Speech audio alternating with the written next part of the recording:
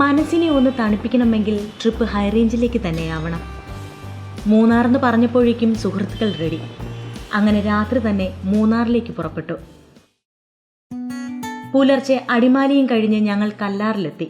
വിശ്രമത്തിനും ഭക്ഷണത്തിനും ശേഷം സുഹൃത്ത് റിനേഷിന്റെ ജീപ്പിൽ മൂന്നാറിന്റെ വേറിട്ട വഴികൾ തേടി യാത്ര ആരംഭിച്ചു.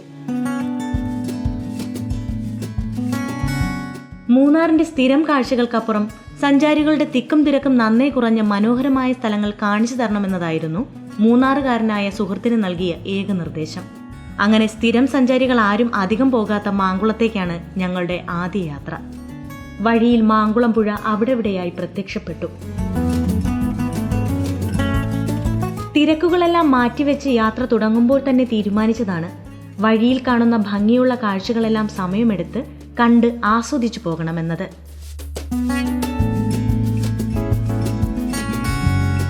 മാങ്കുളം യാത്ര കാട്ടിലൂടെ വന്നെത്തിയത് തേയിലത്തോട്ടങ്ങളുടെ നടുവിലേക്കാണ്.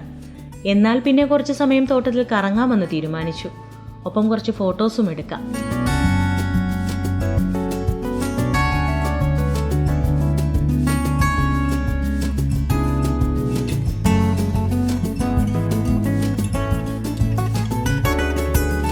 ആ കാഴ്ചകളൊക്കെ കണ്ട് വീണ്ടും യാത്ര തുടർന്നു.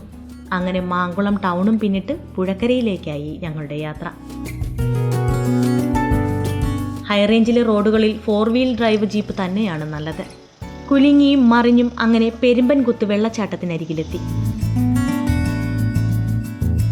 മാങ്കുളം പുഴയുടെ മുഴുവൻ ഭംഗിയും ആസ്വദിക്കാൻ കഴിയുന്നതാണ് ഇവിടുത്തെ കാഴ്ചകൾ. മൂന്നാർ കാഴ്ചകൾ കാണാനെത്തുന്നവരിൽ അധികം ആരും തന്നെ ഈ വഴിക്ക് വരാറില്ല. അതുകൊണ്ട് തന്നെ പുഴ പരിശുദ്ധമായി ഒഴുകുകയാണ്. വെള്ളച്ചാട്ടത്തിനരികിലെത്തുക എന്നത് അല്പം സാഹസം നിറഞ്ഞതാണ്. എന്നാൽ അമിത സാഹസത്തിനൊന്നും മുതിരാതെ പെരുമ്പൻകുത്തിന്റെ ഒരു സൈഡിൽ നിന്നാൽ പ്രകൃതി ഒരുക്കിയ കാഴ്ചകൾ വേണ്ടുവോളം ആസ്വദിക്കാം.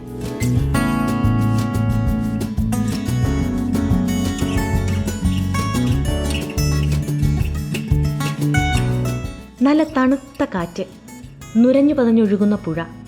ഒരു ദിവസം മുഴുവനും ഇവിടെ ചിലവഴിച്ചാലും മതി വരില്ല. അത്രയ്ക്കും മനോഹരമായ കാഴ്ചകൾ.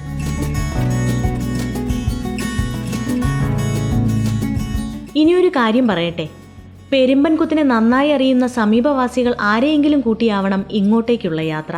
ഒറ്റയ്ക്ക് യാത്ര ചെയ്യാൻ ആഗ്രഹിക്കുന്ന സ്ത്രീകൾക്കും പ്രത്യേകിച്ച് കുട്ടികൾക്കും പറ്റിയ സ്ഥലമല്ല പെരുമ്പൻകുത്ത്. ഇതെന്റെ അഭിപ്രായമാണ്.